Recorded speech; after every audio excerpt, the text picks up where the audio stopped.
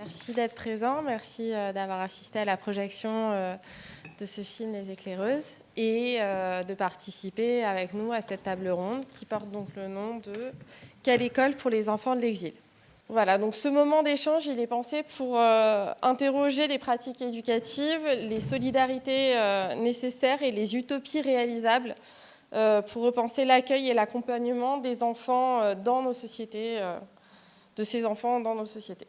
Donc on a un petit peu réfléchi ensemble en fait à l'organisation, à la structuration des questions, et il nous a semblé que c'était bien de commencer par poser des questions à Lydie sur la réalisation de ce film. Et notamment, si vous êtes d'accord, on aimerait bien commencer peut-être par une question sur la jeunesse du projet, sur comment est née l'idée de réaliser ce film et comment ça a commencé en fait. Merci d'être là. Alors, si je remonte au tout départ, comme souvent, en tout cas dans ma vie, ce film naît d'une rencontre avec Marie et Juliette, mais elle naît d'abord avec la rencontre avec leur texte, en fait. En 2015, avec mon compagnon, on a cherché à accueillir dans ce que Juliette appelle la crise, qui du coup n'est évidemment pas terminée et de plus en plus grave partout et à Bruxelles notamment. Et à l'automne 2015, commence à se créer de manière d'abord informelle ce qui s'appelle la plateforme citoyenne. Je ne sais pas si vous avez déjà entendu parler de la plateforme citoyenne. C'est un ensemble de citoyens qui sont rassemblés autour d'un parc où des personnes de passage s'installaient de manière informelle. Et ce sont les citoyens qui sont venus eux-mêmes aux personnes et qui ont organisé mois après mois et maintenant année après année et ont formalisé un soutien parce qu'il y avait un manque de place, de centre et un refus littéral de l'État de s'occuper de ces personnes et des situations dans lesquelles elles étaient. Donc pas forcément des gens qui voulaient s'installer, qui voulaient demander l'asile, mais simplement des gens qui étaient de passage. Dans ce cadre-là, on cherchait à accueillir avec mon compagnon de manière temporaire, c'est-à-dire pour une nuit, on accueille ou une semaine des gens. Et en faisant des recherches, à ce moment-là, c'était très compliqué de trouver simplement des numéros de téléphone. Je tombe sur un relais vers un lien vers le blog de la petite école, qui naît à peu près à ce moment-là, qui du coup n'est pas encore la petite école, mais l'école éphémère dont Juliette parle au début. Et à ce moment-là, Marie et Juliette sont en train de terminer leur été, où elles ont dressé les tables pour accueillir les enfants, et elles sont en train d'essayer de scolariser tous les enfants qu'elles ont aidés pendant l'été. J'écris un premier mail, elles ne me répondent pas, un second mail. En fait, j'ai eu envie de les rencontrer parce que sur le blog, je suis tombée sur les textes du même genre de ce que Marie lit à la fin, le portrait de Bergal, qu'elle lit face aux enseignants et aux gens qui sont venus l'écouter. Et en lisant ces textes et en voyant aussi la manière qu'elles avaient d'associer les images, vous pourrez voir un jour si vous avez envie d'aller voir, le blog existe toujours et elle continue de nourrir ces archives en fait. J'ai été vraiment saisie par la poésie de ce que je voyais et j'ai eu vraiment un espèce de truc, j'étais aimantée comme ça, j'ai vraiment eu envie d'aller les voir. Donc elles n'ont pas répondu à mes mails et je me suis pointée un jour de manière un peu sauvage à 15h à la fin d'une journée, sachant qu'elles étaient installées de manière temporaire dans des locaux dans le centre de Bruxelles, qui n'était pas encore le lieu que vous avez vu dans le film. J'arrive et elles me disent je dis bon, je sais pas ce que j'ai encore envie de faire, mais j'avais envie de vous rencontrer. Je travaille dans le cinéma, je sais pas si j'ai envie de faire un film encore, mais j'avais vraiment voilà mon outil. Est-ce que je peux être utile ? Non, et surtout jamais une caméra ne rentrera dans cette école, c'est pas possible. Tout est fragile, les enfants sont fragiles, nous sommes fragiles, on ne peut pas du tout documenter ce qui se passe, on a besoin de se protéger beaucoup. Il y a beaucoup de médias qui viennent, et c'est très bien pour un petit article, mais voilà, avoir quelqu'un comme ça n'ira pas. Voilà, ça a duré 30 secondes, et j'ai réécrit, elles n'ont pas répondu. Et le hasard a fait qu'on s'est recroisés par hasard dans la rue. Et je pense que c'est parce qu'elles étaient toutes les deux, un peu comme vous les voyez marcher tout le temps, comme ça, collées, que je les ai reconnues et que je me suis dit, Bon, Bruxelles, c'est une petite ville, mais non, c'est une grande ville, pardon. Mais voilà, ça m'a semblé un beau hasard. Voilà, je les ai approchées, ça les a fait rire de me revoir. Elles m'ont conviée à des réunions d'information et peu à peu, j'ai pu, on va dire, un petit peu entrer dans leur univers. Pas du tout encore dans un moment de classe avec des enfants, ça a pris encore 6 mois. Mais d'abord, voilà, des réunions, des discussions. Et peu à peu, à mesure que je les approchais, je me rendais compte de l'ampleur en fait, des problématiques qui étaient traitées dans ce lieu. Et à mesure que le temps avançait, elles-mêmes s'ouvraient à toutes les problématiques. C'est-à-dire que ça ne faisait que augmenter, quoi, pousser de toutes parts. Et donc, on a inventé ensemble on va dire un dispositif à imaginer pour pouvoir faire un film ensemble. Voilà. J'étais un peu long, mais il fallait partir du début. Merci beaucoup. Alors, il y a encore quelques questions comme ça que moi je me suis posée, mais voilà, sur la réalisation. Et justement, donc là, c'est le temps avant le montage, mais le temps du tournage. Est-ce qu'on pourrait avoir une idée de qu'est-ce que ça représente et aussi des difficultés qu'il y a pu y avoir pendant ce tournage? Parce que c'est quelque chose qu'on se pose entre spectateurs. Alors oui, en effet, comme c'était compliqué déjà de rentrer en contact, c'était compliqué d'imaginer filmer. Donc, dans le processus qu'on a imaginé, l'idée a été de... En gros, elles m'ont dit, pour qu'on sente qu'on fait partie du même monde, ou qu'on a un petit peu la même manière de voir les choses, on aurait besoin que tu viennes dans l'école et que tu fasses partie du lieu comme tous les gens qui y passent. Quiconque y passe et participe d'une manière ou d'une autre est investi et tu ne peux pas juste venir prendre quelque chose et partir, il faudrait que tu sois là. Nous, ce dont on a besoin, comme on est débordés et qu'on n'a jamais le temps de d'observer assez ce qu'on est en train de faire, on a envie de pouvoir être des enseignantes, entre guillemets, qui s'observent et qui repensent à chaque fois leur pratique. Ton regard pourrait nous être utile. Donc, on s'est mis d'accord sur le fait que je démarre une rentrée scolaire avec elle, pas au titre de quelqu'un qui participe à l'équipe pédagogique, mais qui soit là, en présence, pour un futur film, et que je prenne des notes et que j'observe. Et le deal, c'était que je leur envoie mes notes, en fait, qui n'étaient pas du tout des notes commandées. C'est-à-dire que je prenais note de ce qui, moi, me touchait et ce qui pourrait m'être utile pour écrire un documentaire, mais voilà. Et donc, je leur envoyais mes notes et je créais une archive de ce qui se passait à ce moment-là pour elles, qui était un outil ou pas, je ne sais pas, mais et voilà. Et peu à peu, les choses ont avancé comme ça. Et je faisais un petit peu partie du décor. Les enfants apprenaient à me connaître comme une personne qui allait faire un film, mais il n'y avait pas de caméra, c'était pas très. Voilà. Et on a fait un premier test avec une caméra pendant quelques jours. Et dès le début, je me suis dit, de la même manière qu'elles ont besoin, enfin que les enfants ont besoin d'avoir du cadre et des référentes, que ce soit toujours les mêmes personnes, il faudra que dans mon équipe, ce soit toujours les mêmes personnes. Et que donc, quel que soit le temps que ça va prendre, à chaque fois que je viens, il faudra que je vienne avec les mêmes personnes. Et il s'est avéré que c'était absolument essentiel à la confiance qu'on nouait les uns avec les autres pour qu'à chaque fois que je revienne, ce soit à chaque fois les mêmes personnes qui reviennent avec moi. Donc ça, c'était une des données essentielles. L'autre enjeu, c'était de rester longtemps.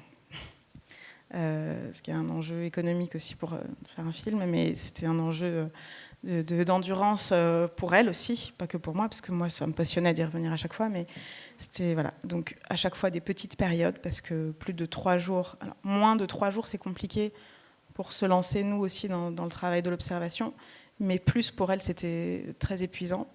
On était tout de suite 3 adultes en plus dans un si petit lieu avec si peu d'enfants et déjà 2 ou 3 adultes dans l'équipe, ça génère, ça déséquilibre beaucoup ce qui se passe dans la dynamique.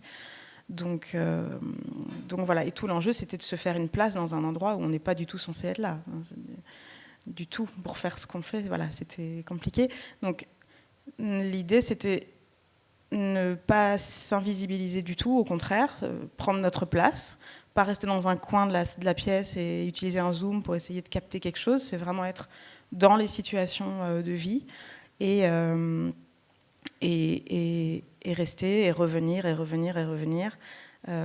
pour, on va dire, accumuler assez de matière, assez riche et assez diverse pour qu'on puisse rendre compte d'un processus recherche diversifiée, même si évidemment ça n'est qu'1h30 et le tournage a duré près de 2 ans et 2 ans et demi. Et il y a eu 50 jours, donc évidemment c'est 50 jours de tournage, donc c'est vraiment très, très, très, très peu par rapport à tout ce qui est abordé au quotidien dans le lieu. Voilà. Merci beaucoup. Merci, ça apporte vraiment des informations qui sont importantes. C'est vrai que nous, on a vu 1h30 de film. On ne se rend pas forcément compte en tant que spectateur que derrière, c'est 2 ans de tournage et puis tout le pré-tournage, toute la phase d'immersion, tout ça. Donc, merci beaucoup. Moi, je voulais savoir s'il y avait aussi des scènes ou des aspects que finalement, justement, sur ces 2 ans de tournage, tu pensais mettre dans le film et que tu as pensé, en fait, enlever après, que tu as choisi de ne pas montrer, en fait. Et pourquoi? Bah oui, du coup, en 2 ans et demi, on accumule beaucoup de matière et beaucoup de choses très, très différentes. Il y a une chose qui m'arrête. Alors, il y a eu l'enjeu de, on en parlait tout à l'heure, il y a la question de la violence. Comment filmer la violence, enfin, ce qu'on appelle la violence, on va dire, ces corps dans l'espace, avec tout ce qu'ils ont à dire, on va dire ça comme ça, et comment les adultes dans ce lieu l'accompagnent ou l'accueillent. Et en miroir de ça, la question de la joie. Et je dis ça parce qu'en fait, une fois que le film était terminé, Marie me disait, enfin, on a accompagné quelques séances à Bruxelles ensemble, et elle disait oui. Vous voyez beaucoup de choses difficiles dans le film, mais il y a aussi beaucoup de joie quand même tous les jours à la petite école. Et ça a été un équilibre très compliqué à tenir, parce que en montage, alors déjà en tournage, la question de la violence, je peux revenir là-dessus juste et puis après on dialogue. Hein. Se faire une place dans cet espace et laisser une caméra tourner ou lancer une caméra dans un moment où on se dit que est-ce que vraiment une image doit exister de cette situation? Est-ce que vraiment, comment se permettre, quoi? Et donc pendant très longtemps, en fait, on coupait la caméra quand il y avait une difficulté qui advenait, parce qu'on n'avait pas notre place là. On s'arrêtait, on reculait, on se sentait souvent responsable d'une mauvaise dynamique qui faisait que ça dégénérait, ce qui était peut-être vrai, peut-être pas, on ne saura jamais, mais voilà, on avait souvent l'impression qu'on créait un biais dans la situation et que c'était notre faute et qu'il fallait qu'on s'éloigne. On partait 1 heure ou 2 dans la cuisine, dans un coin, et on la laissait un peu tranquille. Et puis, ça c'est quand même l'avantage de travailler avec, sur tout ce temps, d'analyser les images, de repartir en salle de partir en salle de montage sans monter, mais de dérusher, de regarder ce qu'on a, et de se rendre compte au bout d'un moment qu'en fait, il y a tout un pan du travail qui du coup n'est pas, dont on ne peut pas témoigner, parce que tout ce qui se passe dans ces moments-là dans leur relation, et les outils qu'elle cherche à mettre en place, elle et il, en l'occurrence là que Marie et Juliette, mais il n'y a pas que elle, mais et ben, tout d'un coup, si on ne peut pas en rendre compte, c'est pas faire justice non plus à tout ce qui est effectué. Et voilà, donc à un moment, c'est y retourner et tenter.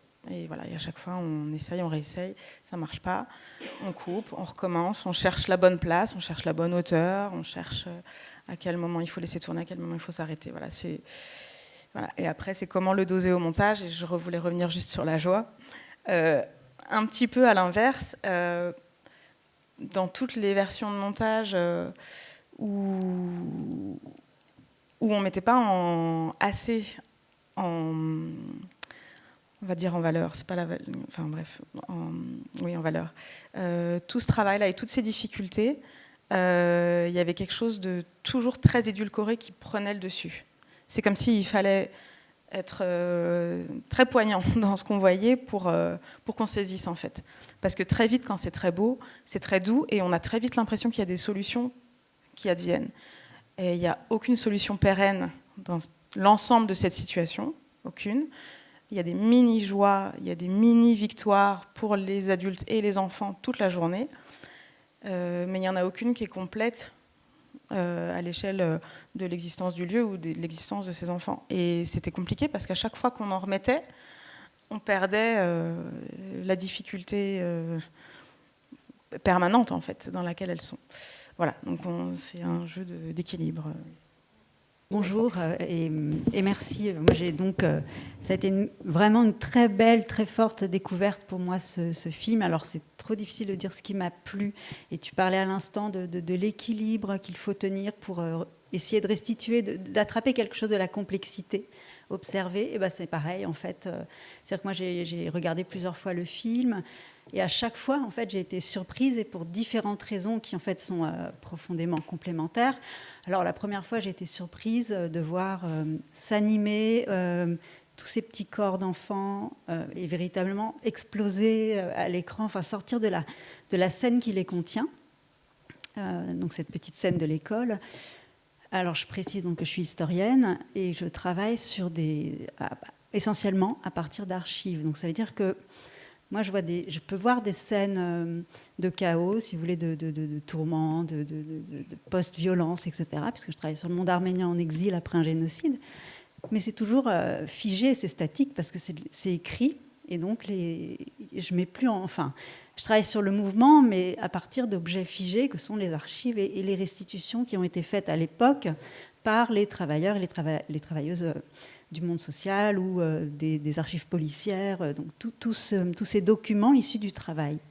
Et là, voilà une scène où tout ça est remis en mouvement.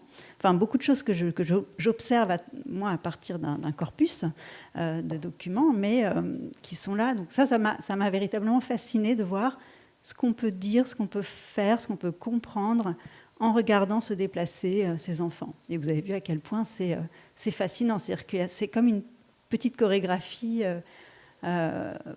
parfois explosive, parfois silencieuse, enfin, qui s'apaise, et avec dans l'intervalle des multitudes d'interactions qui voilà. Enfin, moi, à chaque fois, j'observais, j'avais envie de tout attraper. Je me disais, si j'étais une caméra, comment faire? Parce que il y a parfois des petits personnages qui sortent du cadre, et j'aimerais bien savoir comment ça se termine, quelle est l'issue parfois de scènes un peu comme ça, de crise. Bon.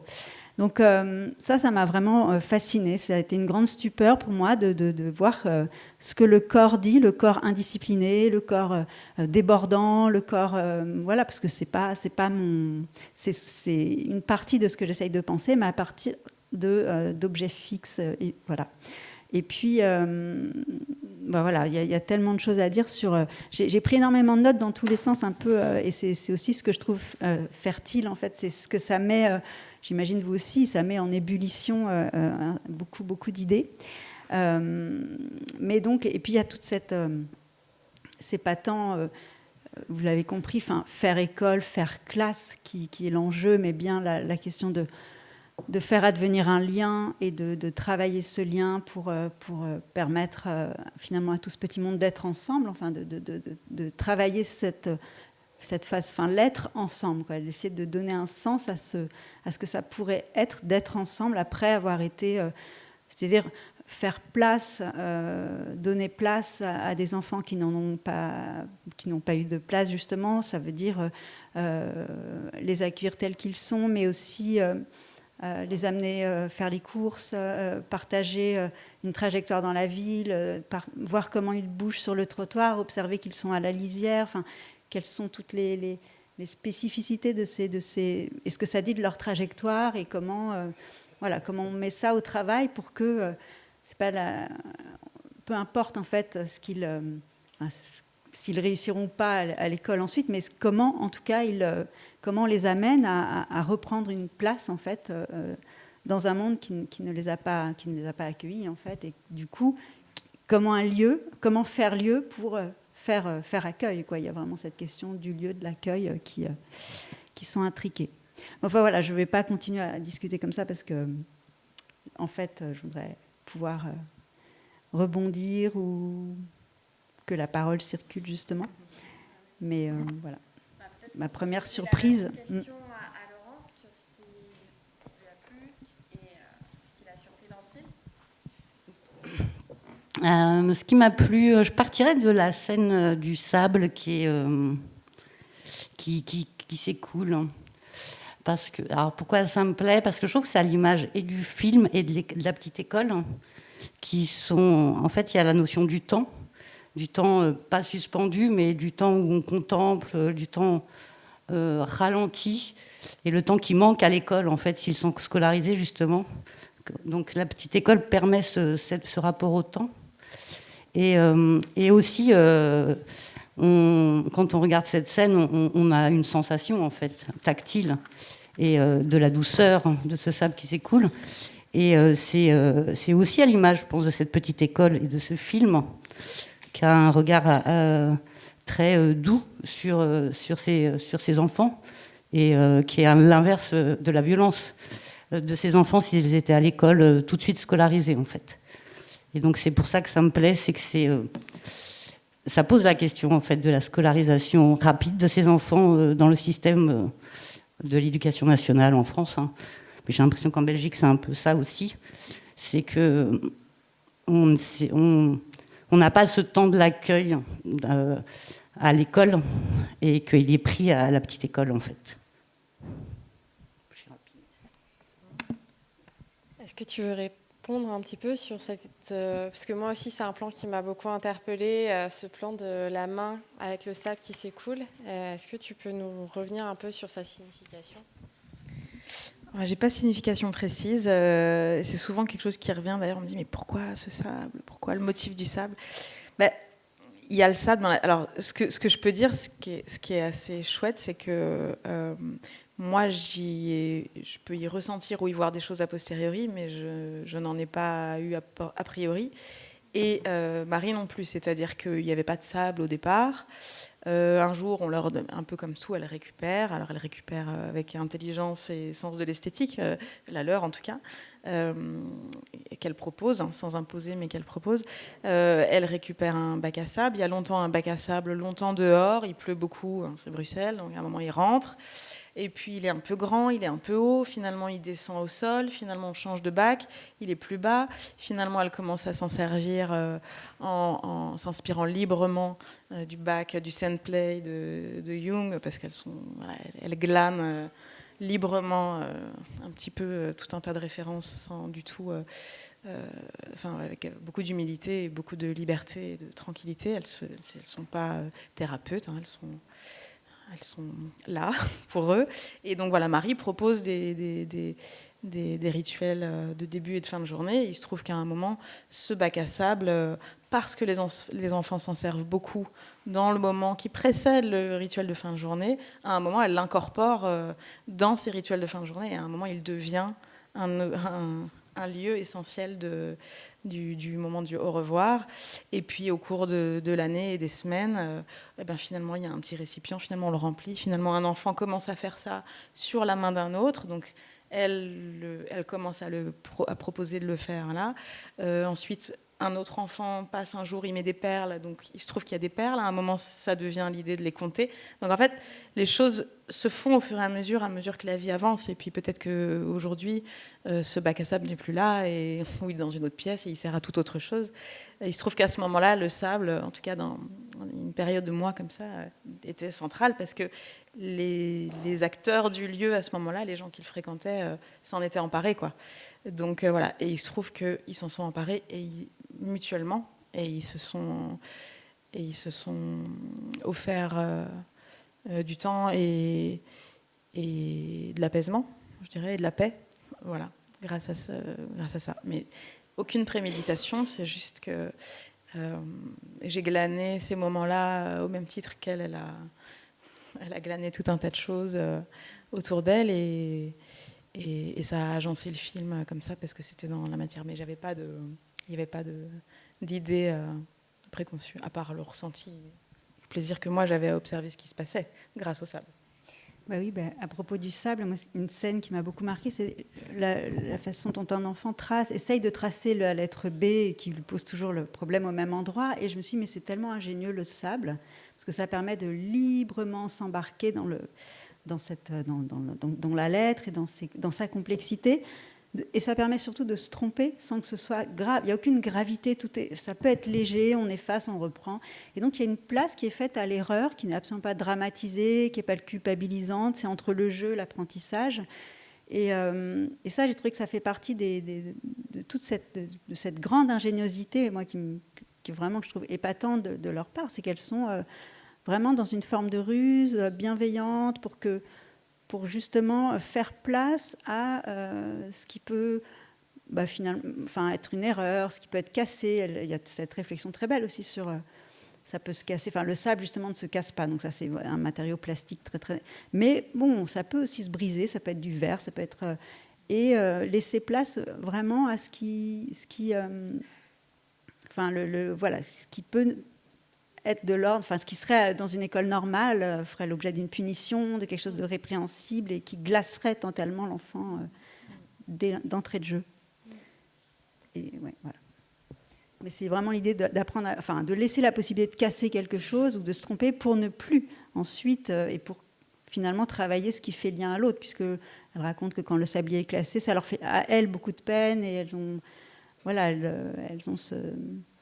bien conscience que quelque chose est affecté en fait, bien au-delà de l'objet. Mais elles voient les adultes ne pas se fâcher. Voilà. Et ça c'est essentiel. Pour Juliette. Alors là, Juliette, elle dit et elle voit que je me fâche pas. Ça ne veut pas dire qu'elle ne se fâche jamais. Parce que moi, je fais aussi parce que je les ai vus très peu se fâcher, vraiment. Hein, donc c'est aussi ça que je. Mais voilà, Marie dit souvent, faut pas croire, c'est pas comme ça tous les jours. Enfin, voilà, elles sont. C'est la vie et on est tellement dans une unité presque familiale que les rapports forcément sont voilà. Ouais, étroit, intense et voilà. Justement, par rapport à ça, moi j'ai une question. C'est est-ce que on doit les qualifier d'enseignantes dans le titre du film, c'est éclaireuse, justement. Mais est-ce que c'est voilà, on parle. En fait, c'est ça pour moi les mots c'est les mots d'accueil, les mots de donner la place, d'apprivoiser aussi. Elles utilisent ce mot-là. Et du coup, est-ce qu'elles se qualifient comme enseignantes? Alors elles ont du mal à se qualifier d'enseignantes parce c'est pas leur métier de formation. Elles sont professeurs en lycée. Enfin, elles étaient professeurs en lycée professionnel toutes les deux avant. Mais en fonction de à qui elles s'adressent, il faut user un peu comme tu disais là, une ruse habile. En fonction des personnes à qui elles s'adressent, elles se définissent autrement. Et personne n'est dupe, c'est pas un problème, c'est pas de l'ordre du mensonge du tout. Je pense que pour les familles, par exemple, ce sont des enseignantes, puisque les parents, les familles ont besoin d'être sûrs que leurs enfants sont dans une école. Donc il y a tout l'enjeu de la vraie école, la fausse école.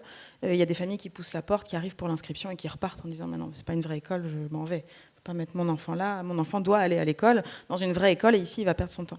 Il y en a d'autres qui au contraire sentant bien que c'est quand même un lieu à part et ayant eu leurs enfants inscrits puis ou alors ils n'ont pas accroché ou alors ils ont été déscolarisés, sentent bien qu'on est ailleurs, mais ont compris implicitement qu'on allait jouer à l'école ici pour pouvoir y retourner ou y aller mieux après, quoi. Et donc pour eux, c'est Madame Juliette et Madame Marie, ça a besoin d'être les enseignantes, quoi. En regard de l'ensemble des enseignants des écoles, des vraies écoles, c'est difficile pour elles de se positionner en tant qu'enseignantes. Elles ne sont pas instites, elles sont l'équipe de la petite école, quoi. Et en plus, elles doivent déconstruire.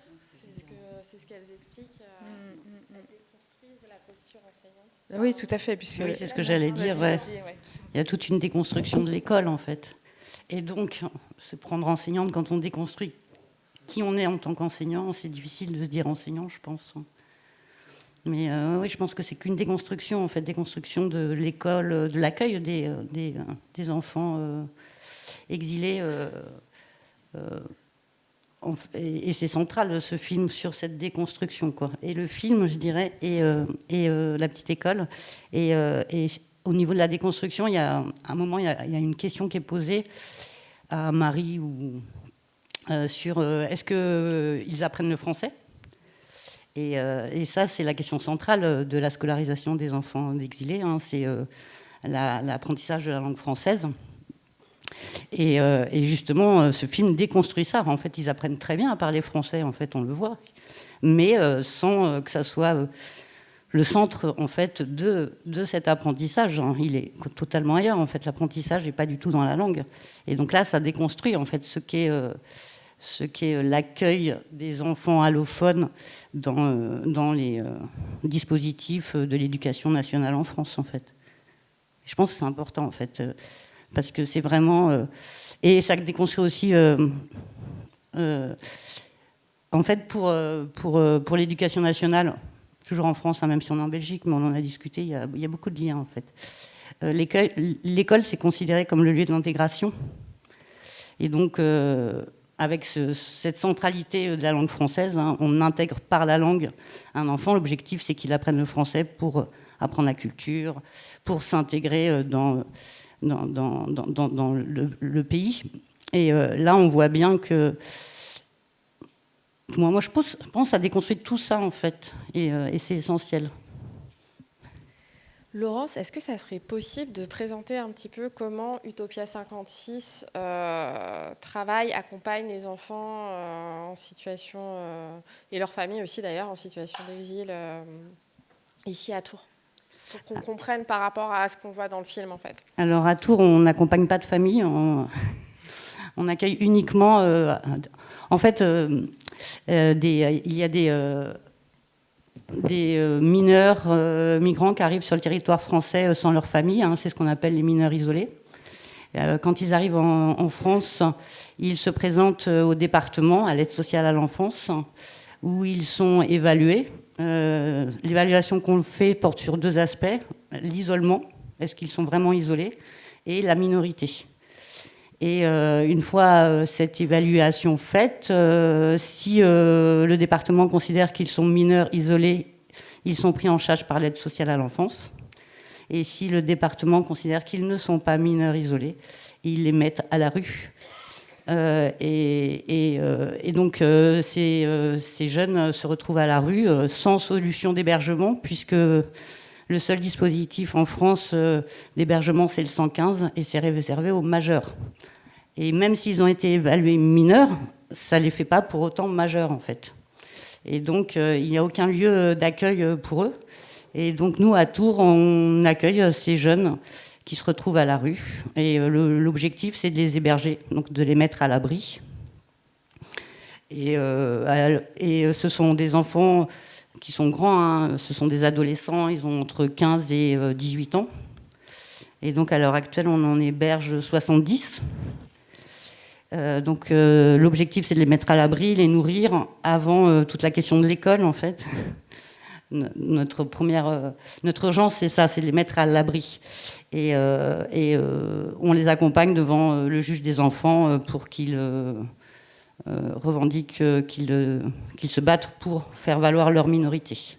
Et le temps de l'accompagnement, on a créé une école qu'on dit alternative. On l'a créée, et c'est un peu la même origine que cette école éphémère, hein, c'est parce que la scolarisation de ces jeunes, elle est longue. Le processus de scolarisation, il est long, d'autant plus qu'en France, en fait, il y a des dispositifs pour les pour les moins de 16 ans, c'est très rapide, hein, l'école est obligatoire. Donc, ils sont scolarisés très rapidement. Mais pour les plus de 16 ans, à partir du moment il y a des dispositifs d'accueil, ce qu'on appelle des UPE2A, et quand ces dispositifs d'accueil sont pleins, donc quand les classes sont pleines, ces enfants ils doivent attendre 8 mois, 9 mois pour être scolarisés. Et c'est pour ça qu'on a créé ce qu'on appelle une école alternative pour répondre à leurs demandes, hein, parce qu'ils veulent tous aller à l'école en fait. Voilà.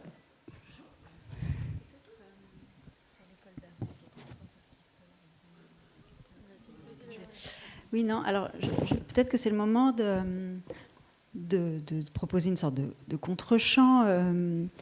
Là, c'est donc l'historienne qui parle encore.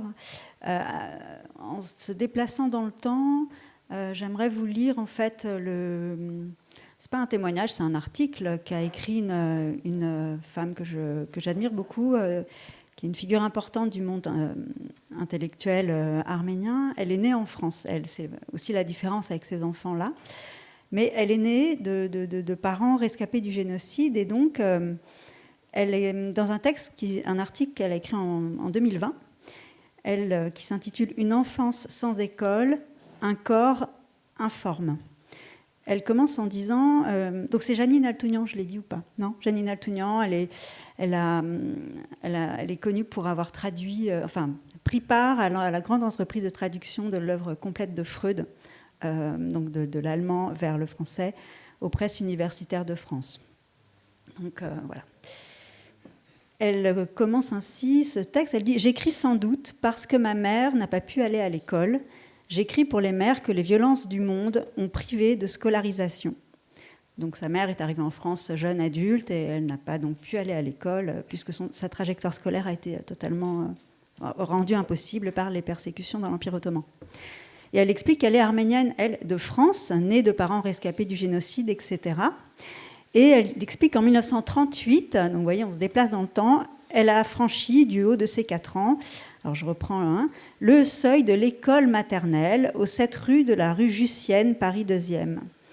C'est dire que j'avais affronté ainsi, à ce moment-là, à cet âge, donc à 4 ans, un pays étranger, la France, dont je ne comprenais pas un traître mot, dont je comprenais seulement qu'il était l'unique territoire des jours à venir, avec donc pour elle ce grand enjeu de chercher à acquérir la langue avec laquelle je parviendrais un jour à exprimer les affects déchirants ou radieux qui étaient chez elle complètement gelés, parce que dans sa famille,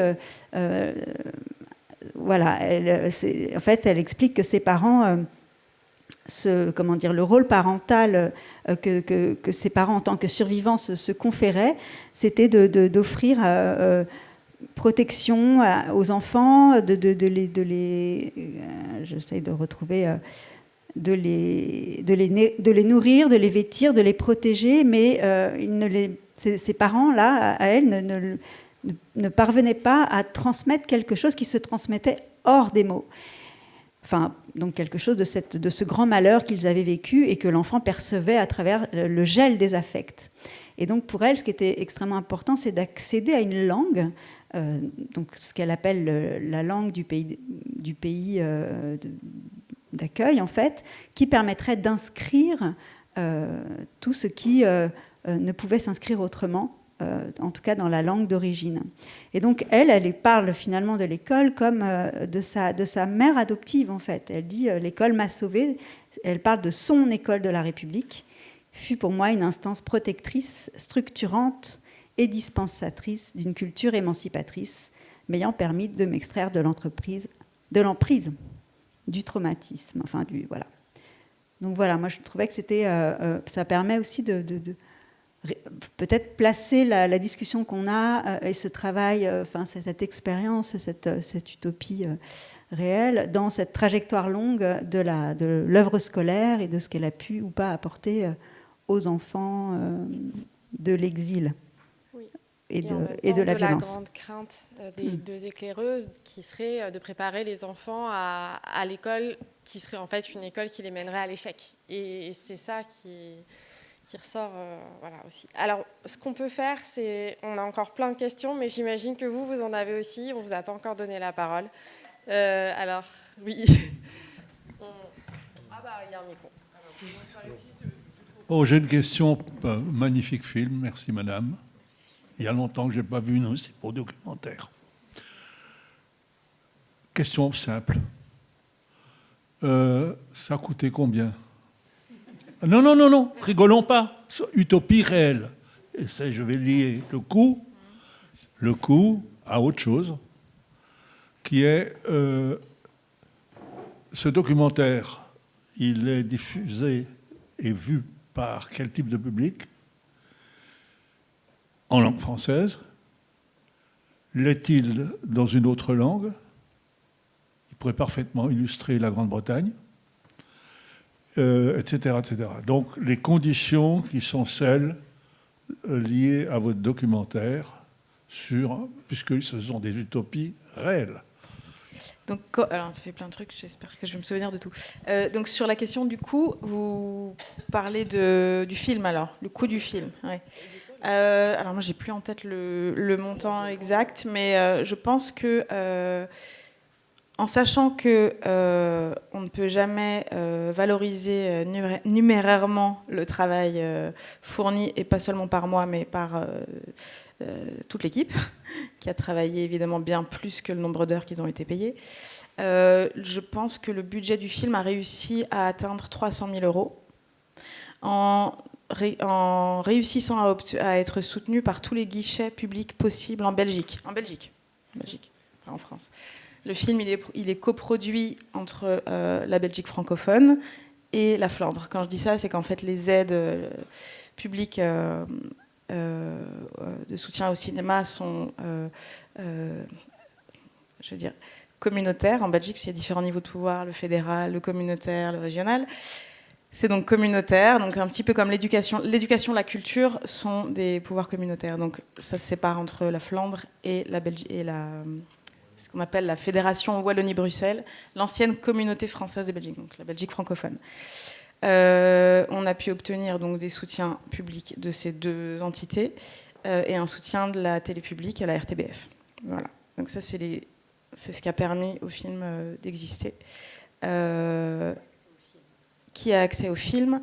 Alors, il a pu être diffusé en festival. Alors, il y a différents types de festivals avec différents types de publics, mais on est globalement sur des festivals de documentaires avec des gens qui s'intéressent aux documentaires, qui sont sensibles à ces questions, et donc beaucoup à un public qui est acquis au fait que le film est réussi du tout, mais en tout cas qui est sensible aux questions et réceptif au type d'initiative du film. C'est-à-dire que j'ai eu peu à faire et je le regrette. J'aimerais avoir plus à faire à des gens qui seraient pas forcément en soutien et qui auraient en tout cas voilà. Alors le milieu scolaire à Bruxelles un petit peu, pas assez. En fait, ce qui est assez curieux, c'est que tous les gens qui s'emparent un peu du film, parce que quand même ils voyagent dans le monde, on va dire socio-éducatif de Belgique francophone, c'est souvent les centres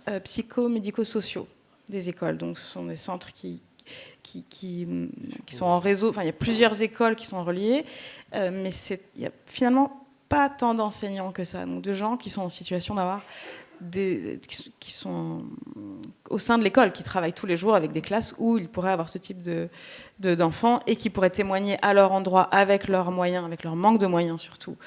Et les débats entre équipes et qu'est-ce qu'on peut faire avec les directions, etc. Ça, finalement, pas assez. Et c'est pas faute d'essayer, de même que c'est pas faute d'essayer de la part de l'équipe de la petite école de rentrer en contact et en partenariat avec les écoles. Ça se développe quand même de plus en plus, mais c'est pas simple. Il se trouve que l'équipe de la petite école se sert un petit peu du film, en général, pour expliquer ce qu'elle fait, parce qu'il y a beaucoup de difficultés à définir ce qu'elles font. Et en général, le film est devenu un peu un outil de... Voilà, regardez ça, vous comprendrez un petit peu ce qu'on fait, et après on discute. Voilà. Il y avait une autre... Et sur la question des langues, non, pas beaucoup d'autres langues. La Flandre, donc le flamand. Après, le film a voyagé un peu en festival international, mais pas assez.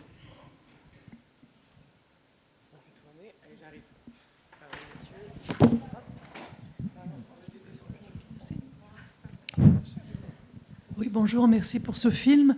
Moi, j'ai aussi des questions autour des conditions d'existence de cette histoire. Ces femmes, j'ai appris, parce que vous nous l'avez dit, que c'est d'anciennes profs de lycée.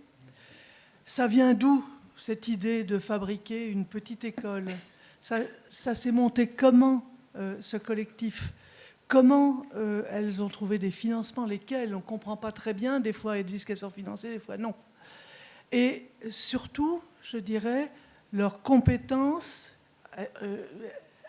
elles se sont construites d'une compétence de façon totalement pragmatique, où elles ont des supports de connaissances, je ne sais pas, en pédopsychiatrie, parce que c'est des enfants quand même très très perturbés, et puis elles sont extraordinaires de sang-froid, enfin, en tout cas dans le film.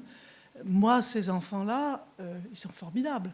Mais souvent, je serais tentée d'en prendre un pour taper sur l'autre, parce qu'ils sont insupportable. L'idée de pouvoir vivre avec eux, je ne sais pas, 8 heures par jour, ça me paraît de l'ordre du sacerdoce. Hein, voilà. Donc, si vous pouvez élaborer un petit peu là-dessus. Ouais. Oui, donc sur leur parcours, elles se sont rencontrées donc en salle des profs, en lycée professionnel, où Juliette enseignait le français et Marie l'histoire de l'art. Et elles étaient face à des classes d'adolescents qui n'avaient pas envie d'être là, qui n'avaient pas prévu d'être là, et qui, en général, arrivés à l'adolescence, étaient déjà relégués depuis longtemps à des places d'échecs, en fait. Enfin, c'était des mauvais élèves, quoi.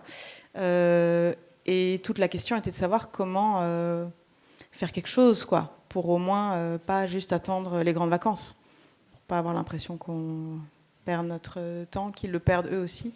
Et donc en fait, je crois que le fait qu'elles se soient rencontrées, et il y a eu un troisième prof avec qui elles ont créé un collectif de réflexion au sein duquel elles ont développé des outils pédagogiques pour elles-mêmes et pour les profs qui étaient preneurs dans l'école, mais je crois que c'était déjà aussi sous forme de blog, donc c'était des outils, voilà. Avec notamment, par exemple, des propositions sur une nouvelle manière d'aller au musée, par exemple. C'est-à-dire arriver au musée, et plutôt que de se dire que la base, ça va être une acquisition de connaissances, ça va être l'observation des couleurs. Pas question de souvenir de quel courant. Enfin, voilà, c'est vraiment essayer d'aborder les choses par un autre endroit, ne serait-ce que pour inviter et mobiliser les élèves à passer la porte du musée, en fait. Se sentir légitime à y être, de se poser là, de se dire est-ce que c'est agréable ou pas, est-ce que ça fait sens pour moi d'être là ou pas, au contraire, est-ce que ça résiste, est-ce que ce corps dans le musée, le mien, sa place, voilà, donc c'était des choses comme ça. Et je pense qu'au moment de rencontrer les familles, de rencontrer des familles syriennes donc issues de la communauté d'hommes, là c'est pareil, j'aimerais avoir 2 heures dans le film pour expliquer de qui il s'agit, mais je ne l'ai pas. Donc il y a eu un regroupement, un mouvement migratoire important de la communauté d'hommes syriennes, donc des populations qui étaient installées en Syrie, déjà marginalisées en Syrie. On pourrait faire des comparaisons avec les Roms installés dans le reste de l'Europe, et qui sont regroupés donc, notamment à Bruxelles.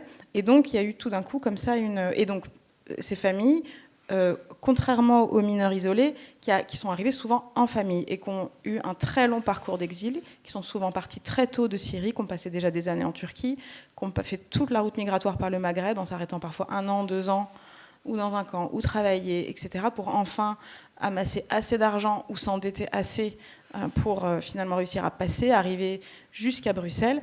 Mais c'est des communautés assez soudées, mais pour lesquelles, en général, il n'y a pas une culture scolaire très développée en Syrie déjà. Donc c'est des parents qui ont passé quelques années en primaire, mais qui ont très vite eu un métier, le métier de leur père, souvent, voilà, des métiers manuels, et se retrouvent là à Bruxelles. J'ai perdu la question.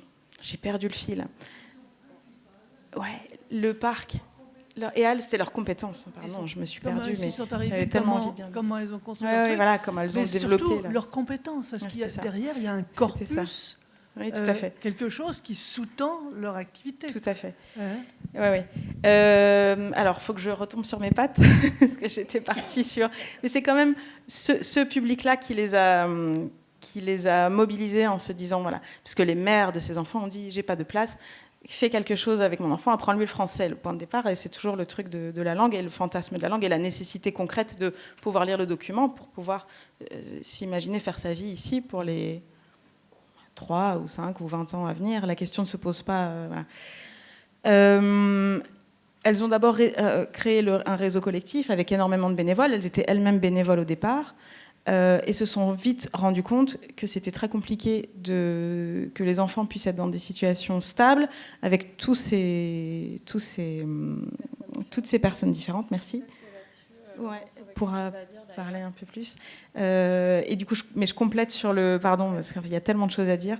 Juste sur la question du financement, parce que du coup, elles ont réussi à obtenir à un moment, quand elles parlent du financement, il n'est pas numéraire. En fait, le financement, c'est un soutien du ministère à être détachées dans l'école. C'est-à-dire qu'elles peuvent quitter leur poste de la vraie école pour pouvoir passer leur journée à la petite école. Maintenant, à l'époque, oui. Maintenant, pas. Maintenant, c'est plus paritaire et c'est d'ailleurs beaucoup plus riche aussi pour les enfants. Donc, voilà. Est-ce qu'on pourrait juste évoquer du coup comment ça fonctionne ici à Tours au niveau de l'enseignement à Utopia ou en général? À Utopia, comment ça fonctionne? Je vais rebondir sur la question des compétences. Alors, je vais pas parler pour les enseignantes qui sont dans le film, mais je suis également enseignante en fait. Et donc la question de la compétence, comment on apprend à être enseignant, c'est sur le tas, je pense, et en s'interrogeant, en se posant des questions, les élèves nous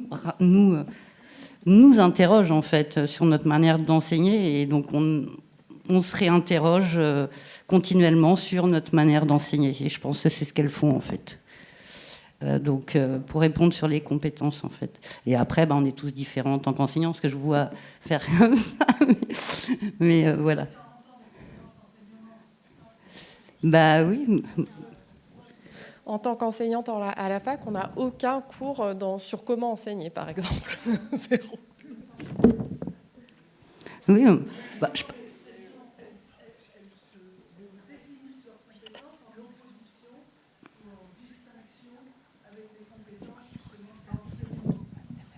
Donc elle se fabrique, elle se fabrique un corpus de connaissances, des méthodes, des trucs, toutes sortes de choses qui leur permettent qui construisent leur interaction avec les enfants. D'accord ?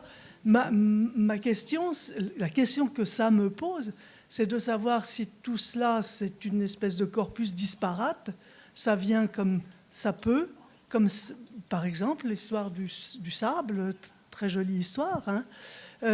Mais comment est-ce que tout ça s'agrège dans une compréhension de la mise en dynamique de cette population d'enfants ? Vous voyez ce que je veux dire ? C'est pas tout à fait seulement c'est comment est-ce que collectivement on se construit une manière d'appréhender et d'agir avec cette réalité.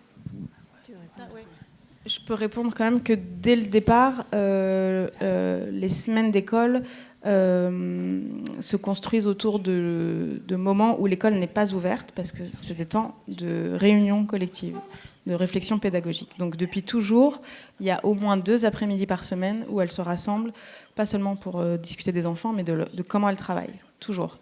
Donc l'une a pêché un texte quelque part, est tombée sur une image qui lui a parlé, qui lui a rappelé quelque chose. Voilà, toujours. Et la question toujours de se définir et de se redéfinir est sans cesse posée. Donc ça, c'est quand même central, je pense. Et en organisant aussi leur journée porte ouverte, c'est pas seulement essayer d'expliquer ce qu'elles font ou de créer des partenariats, c'est à chaque fois remettre en dynamique leurs pratiques et justement de jamais les figer dans ce qui s'est passé la veille ou l'année précédente. Voilà. Non, mais moi, c'est juste un petit commentaire. D'abord, il me semble que, on voit, elles disent, on est un laboratoire de recherche. Alors, ça veut dire aussi qu'elles sont. Il y a tout un travail réflexif qui est articulé dans le film, vraiment avec les scènes de la petite école, les scènes de vie, et on voit cette élaboration. On voit qu'elles sont constamment en réflexion. C'est-à-dire que même quand elles sont à côté des enfants avec eux, elles sont elles-mêmes accompagnées par les enfants. Elles ne sont pas seulement, elles, accompagnantes. On voit bien qu'il y a cette interaction très subtile et ça les remet sans cesse en jeu. Et elles en discutent après avec différents interlocuteurs pour essayer de trouver des cadres, évidemment mis en regard du cadre plus normatif commun qu'elles ont. On sait bien qu'on ne peut pas imaginer un hors-cadre si on ne connaît pas le cadre qui correspond à ce que peut-être vous appelez le corpus. Et ça, pour moi, c'est très clair qu'il y a cet ancrage extrêmement solide à partir duquel elles peuvent être ébranlées. Et pour accueillir l'imprévu, le surgissement comme ça de tant de difficultés, il faut être, à mon sens, très bien arrimé justement à tout à des corpus même, je dirais, pas qu'un seul. Donc là-dessus, moi, elles m'ont paru au contraire aller très très loin à partir de quelque chose qui est bien souvent très peu questionné, mais qu'elles ont acquis, elles. Voilà. Alors, le temps passe. On a une question rapide ici, une mise en perspective tout aussi rapide. Une question là-bas qui sera aussi très rapide. On va les prendre groupées comme ça. On vous demandera un petit mot de conclusion à partir de ça. Ensuite, on fait une pause. Je pense qu'on a tous envie de se lever, de s'étirer, de boire un verre. Alors n'hésitez pas, le bar est ouvert aussi. On voulait aussi vous dire que même pendant les discussions, vous pouvez aussi vous lever, prendre possession de la salle. Et donc, question rapide, mise en perspective rapide, question rapide là-bas, et ensuite mot de conclusion. Juste pour vous dire que c'est un honneur et un bonheur de vous recevoir au bateau. Voilà. C'est court, c'est limpide. La deuxième chose, c'est concernant la posture, c'est l'image du marteau. Concernant la posture, il y a une histoire de confiance qui impose énormément de choses. Voilà. Et qui remet aussi en perspective le temps, parce que, bon, bref, voilà, c'était ça. Peut-être...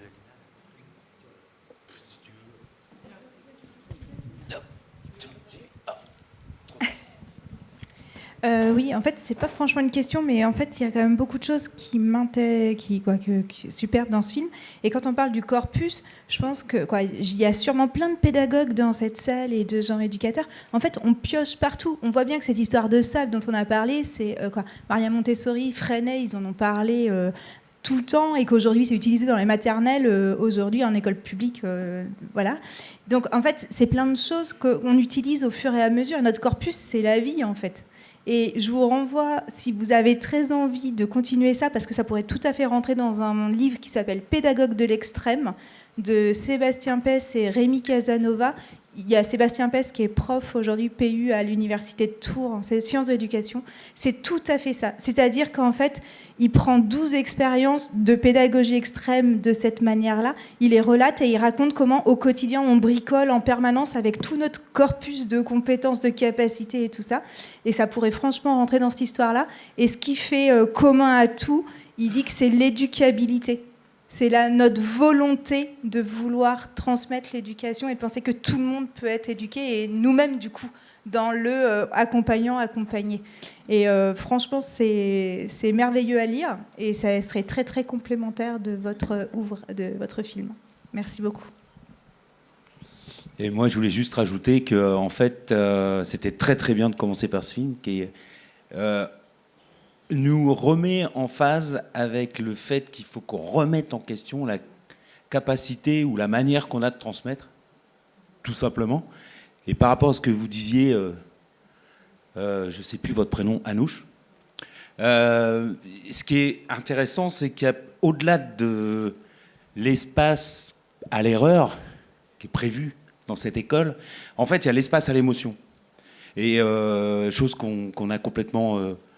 dans les processus éducatifs complètement niés. Quand j'entends l'expérience de ces profs qui ont été en lycée professionnel, j'ai moi-même été en lycée professionnel, faire juste des interventions théâtrales avec un outil qu'on appelle le théâtre et tout ça pour le faire, j'ai vu exactement la même chose qu'elles ont vécu, en fait. C'est-à-dire des gens qui sont en décrochage total et qui on n'arrive plus à intéresser, que ce soit avec n'importe quel discours, en fait. Des gens qui sont sortis complètement. Et ce que je veux dire, c'est que ça remet aussi en cause, au-delà de la transmission, la manière qu'on a d'évaluer, en fait, l'autre, et la manière qu'on a d'accepter qu'il se réalise pour ce qu'il est. Donc ça va super loin, cette histoire d'éducation-là. Et effectivement, il faut qu'on repense l'école tous ensemble. Un dernier mot, c'est juste pour dire que la petite école n'est plus éphémère, puisqu'elle existe toujours. Voilà. Juste pour dire que voilà, elle existe toujours, et que si je voudrais quand même juste dire un tout petit truc, c'est que l'équipe a réussi à élaborer un décret avec l'ancienne ministre de l'Éducation, en collaboration avec une autre association qui s'occupe plutôt des adolescents. C'est pas passé avant les élections du printemps, mais normalement, cette case va exister dans la loi. Et ça va être des cellules d'accrochage scolaire. C'est-à-dire que et ça va garantir un soutien financier, enfin, en tout cas lié à un certain nombre de temps plein, garanti par la loi. Voilà, donc elles existent. À Bruxelles.